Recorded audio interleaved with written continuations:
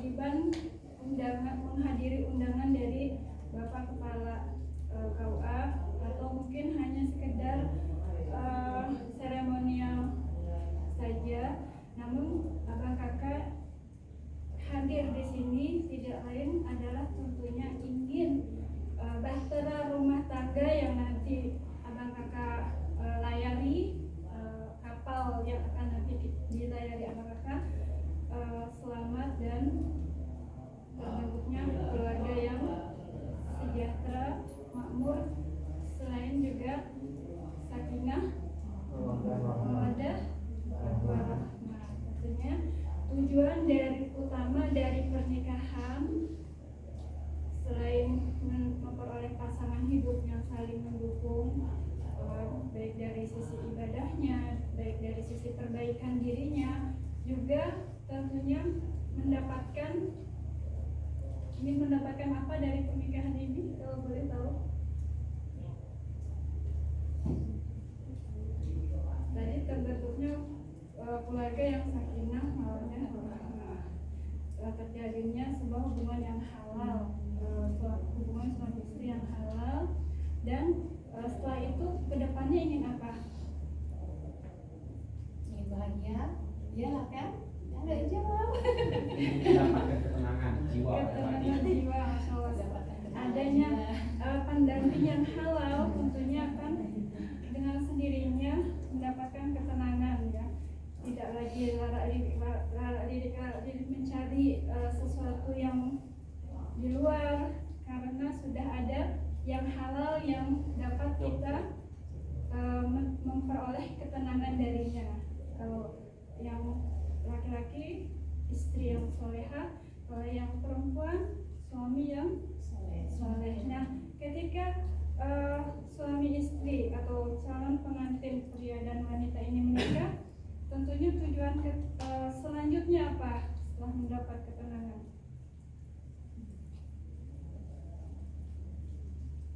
Ada yang bisa jawab? Mendapatkan keberkahan hidup. Keberkahan hidup, ya. Dengan adanya pernikahan, insya Allah karena halal, karena niatnya ibadah, insya Allah hidup kita lebih berkah, gitu ya.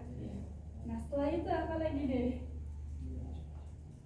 Belum ada yang bisa nyelepetin deh.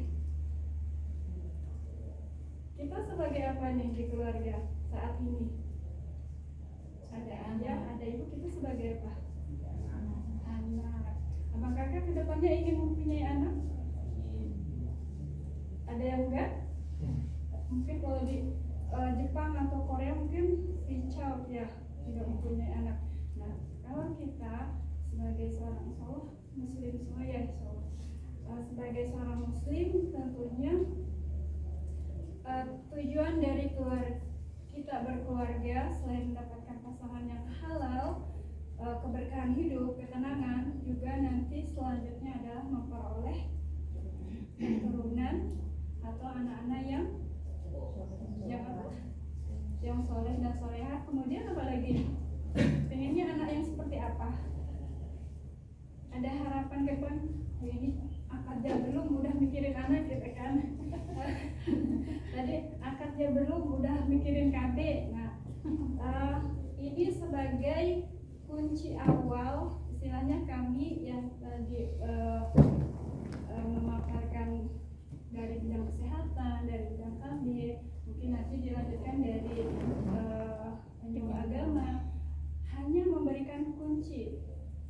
Selanjutnya adalah abang kakak mencari pengetahuan wawasan sendiri yang lebih luas di kehidupan yang sebenarnya nanti. Nah, salah satu tujuan tujuan abang kakak menikah atau berkeluarga tentunya sebagai ibadah juga, yaitu memperoleh keturunan atau anak-anak. Nah, anak-anak yang kita harapkan tentunya dari hubungan yang sah ini, ketika adanya jalinan akad nikah yang sah, tentunya keturunan yang kita harapkan adalah keturunan selain soleh, solehah, juga cerdas dari segi otak, kemudian mentalnya kuat, kemudian apa lagi harapannya? Ingin postur tubuhnya tinggi tidak? Ingin sehat secara fisik, mental, dan pikiran, cerdas. Nah, ternyata ini bisa direncanakan dari sekarang.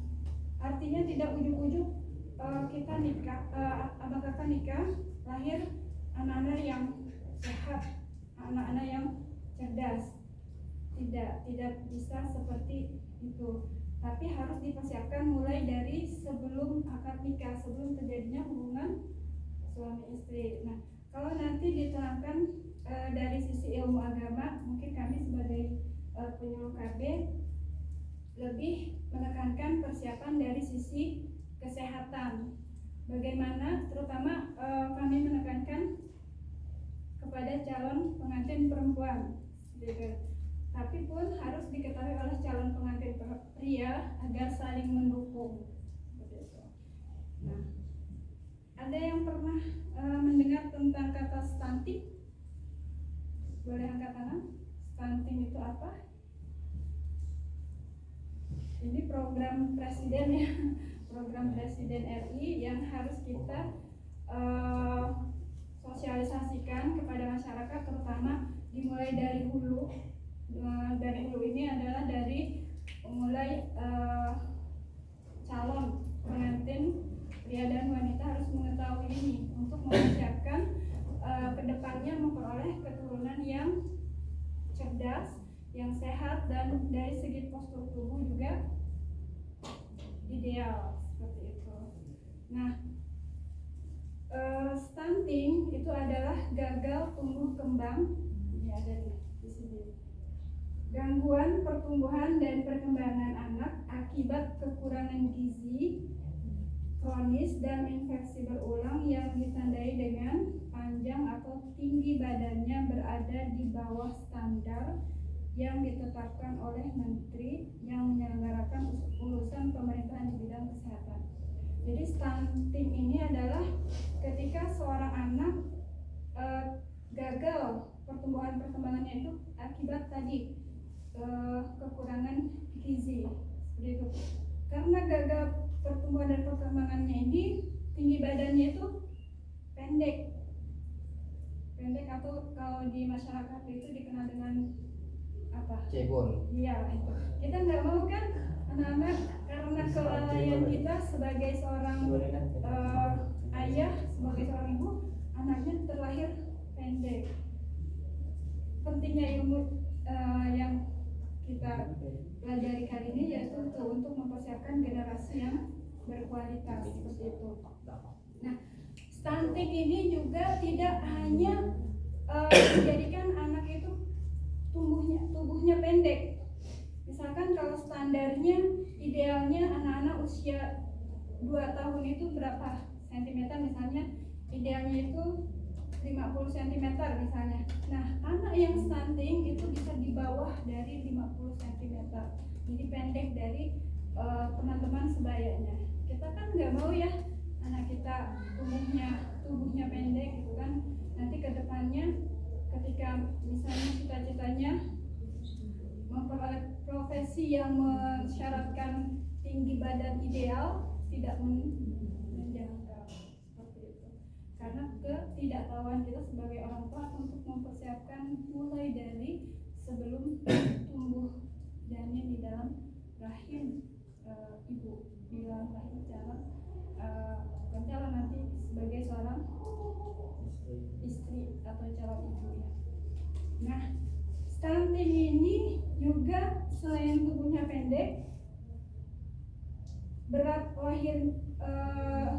lahirnya itu rendah, kemudian kurus, kecil.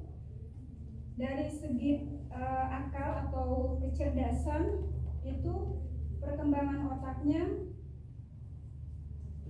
cenderung lambat.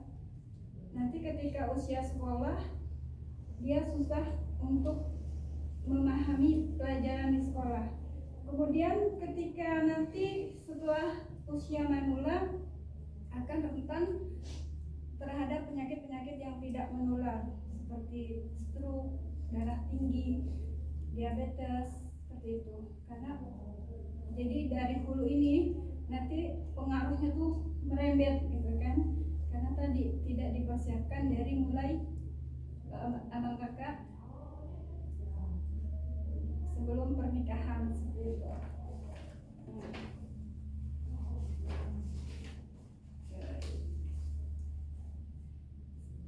Kalau boleh tahu, akad nikahnya di sini ada yang dilaksanakan 3 bulan yang akan datang. Bulan ini semua. Bulan depan ada? Berarti bulan ini semua ya? Oke. Idealnya sebetulnya persiapan pernikahan dari sisi fisik itu di mulai minimal 3 bulan sebelum akad nikah, sebelum pernikahan. Namun tidak ada kata terlambat. Dipersiapkan dari sekarang apa yang harus kita lakukan. Nah, apa yang harus kita lakukan? Nah, di sini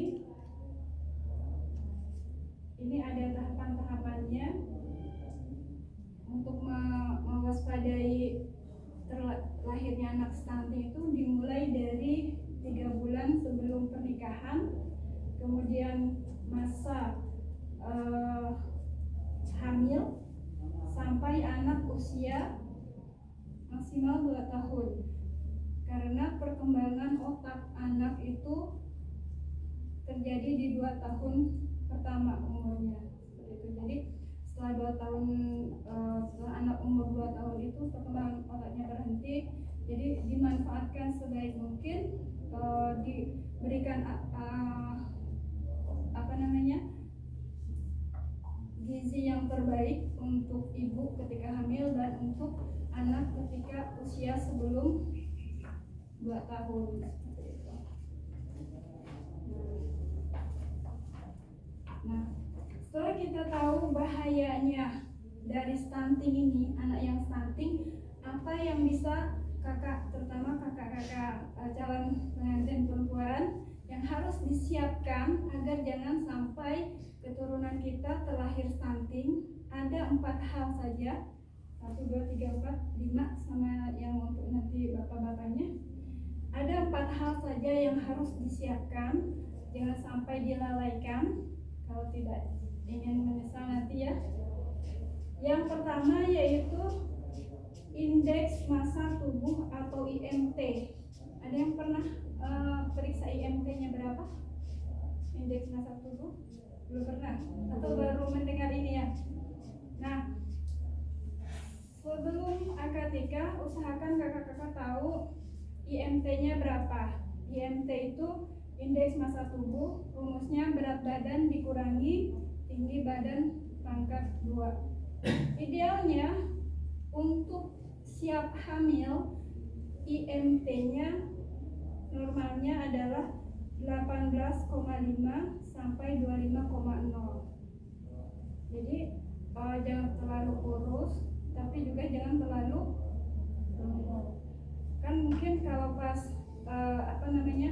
biasanya ketika akan resepsi, calon pengantin perempuan itu berlomba-lomba untuk menguruskan badannya. Rata-rata ya untuk postur tubuhnya tuh ideal. Mungkin dari segi penampilan cantik ya, menggunakan kebaya terus badannya kurus langsing. Namun kalau dilihat dari sisi kesehatan, dari sisi nanti kedepannya kita mempersiapkan fisik kita untuk menjadi seorang ibu, tidak boleh terlalu kurus ternyata. Kenapa? Karena ketika nanti kita kalau sudah menikah kan mau tidak mau ya, kalau sudah Allah anugerahkan anak, kita hamil, dan ketika ada janin dalam rahim seorang ibu, janin tersebut memerlukan lemak yang diambil dari tubuh ibu. Kalau tubuh ibunya saja tidak ada lemaknya, janinnya mengambil lemak dari siapa? Nanti janinnya tidak dapat tumbuh dengan baik karena ibunya terlalu kurus, karena tadi ingin penampilan resepsi yang ideal seperti itu, tanpa memikirkan nanti kedepannya anak yang dikandungnya kekurangan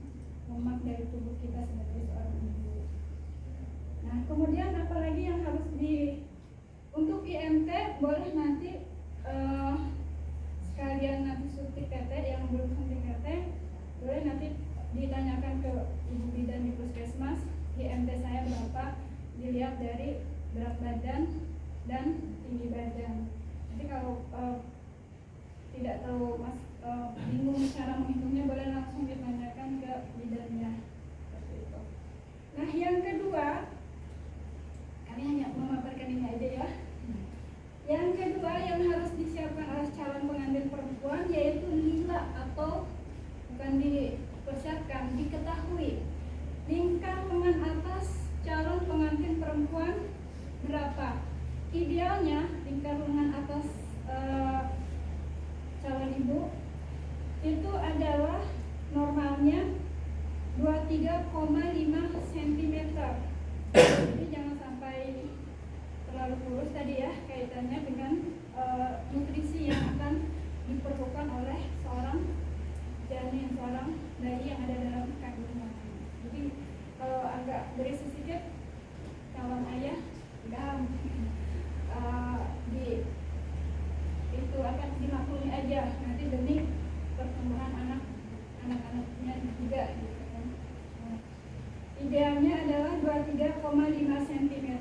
Ini juga diperiksakan oleh bidan atau petugas kesehatan di puskesmas. Jadi kami tidak ada alatnya, nanti kakak-kakak boleh diantar dengan anak-anaknya sambil memeriksa suntik TT, memeriksakan IMT, kemudian lila.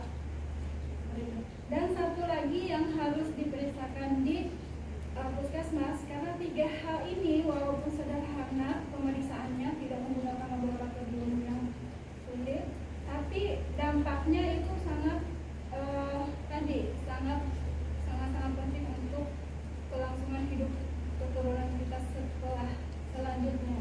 Jangan sampai karena kelalaian kita tidak tahu kondisi tubuh kita sebagai seorang ibu, menjadikan anak-anak kita nantinya tidak dapat tumbuh dengan baik. Nah, yang ketiga yang harus kakak-kakak periksakan yaitu HB-nya atau hemoglobinnya. Ini kaitannya dengan anemia. Ketika ibu hamil dikatakan anemia apabila HB-nya lebih kecil dari 11 mg per DL dan dapat menimbulkan berbagai akibat seperti pertumbuhan janin terhambat, kemudian bayi berat lahirnya rendah atau BBLL, bayi lahir sebelum waktunya atau prematur, dan resiko pendarahan saat melahirkan. Jadi satu lagi yang ingin kami sampaikan yang menjadi pegangan kakak-kakak untuk menjaga kondisi tubuhnya sehat, siap untuk tidak hanya siap nikah tapi juga siap untuk hamil, yaitu periksakan HB kita, hemoglobin kita. Kalau HB kita di bawah 11, maka kita anemia atau darah rendah, dan itu tadi akibatnya sangat fatal terhadap pertumbuhan bayi, kemudian juga keselamatan kita ketika melahirkan. Ketika HB kita rendah akan beresiko untuk terjadinya apa? Pendarahan. Kalau sudah ibu yang melahirkan itu mengalami pendarahan, itu resikonya terhadap keselamatan diri, nyawa ibu terutama, dan anak juga. Jadi diharapkan nanti untuk pemeriksa HB-nya berapa. Kalau di bawah 11, usahakan nanti meminta nasihat kepada bidan agar HB-nya meningkat menjadi normal minimal 12 HB-nya. Ketika sudah HB-nya 12, sudah masuk siap untuk, karena tidak lagi anemia, siap untuk nikah dan siap untuk hamil. Biasanya kalau yang anemia itu tanda-tandanya ucap kan, lesu, 5L apa? Lesu, ada yang tahu? Lemah, lunglai, apa lagi? Letih, loyo. Biasanya kalau yang anaknya itu tanda-tandanya ini 5L. Nah baik, 2 poin lagi, masih semangat dah nih? Masih ya? Baik. Nanti akan ada pemeriksaan oleh puskesmas. Nah yang keempat nih yang harus diketahui oleh abang kakak untuk mengarungi bahtera rumah tangga ke depannya, tadi sudah disampaikan oleh Ibu Yani tentang KB. Nah, untuk ketika ada alasan-alasan tertentu, mungkin setelah akad ini abang kakak tidak untuk memiliki anak dulu tadi ya ada ya. Nah, bisa dengan menggunakan atau mungkin usianya belum ideal untuk hamil. Kan kalau menurut BKKBN idealnya itu 20 atau 21 tahun untuk perempuan. Usianya masih di bawah itu, khawatir terjadinya prematur atau pendarahan ketika melahirkan, maka ditunda dulu. Nah, salah satu ikhtiarnya dengan menggunakan alat KB yang tadi dipaparkan oleh Ibu Yani. Bisa dengan kondom tadi ya, bisa dengan suntik atau pil, atau tapi kalau implan itu jangka waktunya 3 tahun. Tapi kalau sebelum 3 tahun mau dilepas juga boleh, bisa langsung ibu. Tapi hindari yang menggunakan pil yang 3 bulan. Pil 3 bulan kan ya? Suntik 3 bulan. Yang lama untuk subur itu ya. Hindari yang suntik 3 bulan karena suntik 3 bulan itu rata-rata untuk kembali suburnya itu lama, bisa mencapai 1 atau 2 tahun. Bahkan mungkin lebih. Nanti bisa dikonsultasikan lagi ke bidannya. Nah, baik kakak-kakak yang berbahagia, hindari 4T tadi, terlalu muda. Artinya ketika menikah insya Allah sudah cukup umur semua ya. Insya Allah. Atau mungkin ada yang masih usianya di bawah 21 tahun untuk putrinya, ketika belum siap dengan cara menunda seperti itu. Tapi kalau fisik kita sehat tidak masalah ya. Kemudian hindari T yang kedua, yaitu terlalu rapat. Artinya untuk kelahiran anak pertama dan anak kedua, mungkin bagi calon pengantin baik pria ataupun wanita, biasanya ini belum ada pengetahuan tentang ini, tentang menjaga jarak kelahiran. Karena ketidaktahuan tadi, sang istri baru melahirkan bayinya usia 3 bulan karena tidak tahu, lalu hamil lagi seperti itu. Padahal mungkin kondisi fisik istri belum siap untuk hamil lagi, dan bayi anak yang pertama pun belum siap untuk disapih, masih perlu susu ASI yang dalam Al-Quran itu disempurnakan sampai usia 2 tahun. Kalau eksklusifnya itu 6 bulan. Jadi dalam 6 bulan itu enggak dikasih susu formula, dan dikasih makanan tambahan, jadi pure ASI aja. Dan itu nanti efeknya itu bukan kelebihan dari kita memberikan ASI eksklusif itu, anaknya lebih tahan terhadap penyakit, jadi tidak mudah sakit dan lebih cerdas gitu. Nah, T yang ketiga, hindari terlalu sering. Misalnya terlalu sering itu anaknya terlalu banyak. Misalnya mungkin masing-masing punya pendapat sendiri ya, terlalu banyak itu berapa, disesuaikan dengan kondisi kekuatan fisik masing-masing dan kekuatan finansial dalam mempersiapkan mendidik anak-anaknya juga seperti itu. Ada yang 3 sudah terlalu banyak, ada yang 4 atau 5 seperti itu.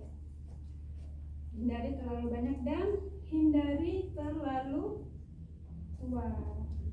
Hindari terlalu tua artinya hindari kehamilan yang usia sang ibu itu di atas 35. Jadi kalau ingin punya anak, ayo mumpung masih muda gitu kan, mumpung masih muda usia 21 sampai 35 punya anak, jangan sampai ditunda-tunda. Di atas 35 baru mengandung, karena resikonya terjadinya pendarahan seperti itu. Tapi lain halnya kan kalau masalah anak kan Allah yang ngatur ya. Allah yang ngatur kapan memberinya, cuma kita hanya bisa ikhtiar saja. Baik, abang kakak mungkin itu ya. Satu lagi yang terakhir yang mempengaruhi ke anak beresiko stunting itu yaitu terpaparnya asap rokok. Kalau boleh tahu di sini abang-abangnya ada yang merokok? Ada ya? Oke. Kalau misalnya belum, misalnya yang calon istri enggak ya, ada yang merokok. Nah, kalau misalnya belum bisa untuk berhenti atau belum bisa untuk mengurangi, ketika nanti berdekatan dengan sang istri, apalagi ketika istri hamil, apalagi ketika istri sudah melahirkan dan ada bayi, jauh-jauhlah ketika sedang merokok. Jangan sampai istri terpapar asap rokok. Karena kenapa? Apalagi bayi terpapar asap rokok, jangan sampai. Karena apa? Ketika istri yang sedang hamil terpapar asap rokok, walaupun tidak merokok tapi terisap asap rokok, maka nutrisi yang ada dalam tubuh ibu tidak dapat diserap oleh bayi. Jadi percuma ibu makan makanan bergizi tapi tidak dapat diserap oleh bayi, kan rugi ya. Ilmu ini sangat sederhana tapi sangat-sangat penting yang perlu diketahui oleh abang dan kakak sebagai calon pengantin untuk sama-sama nanti dipraktekkan di kehidupan dalam rumah tangga. Next, itu tadi ya. Untuk materi tentang stunting hanya sekian.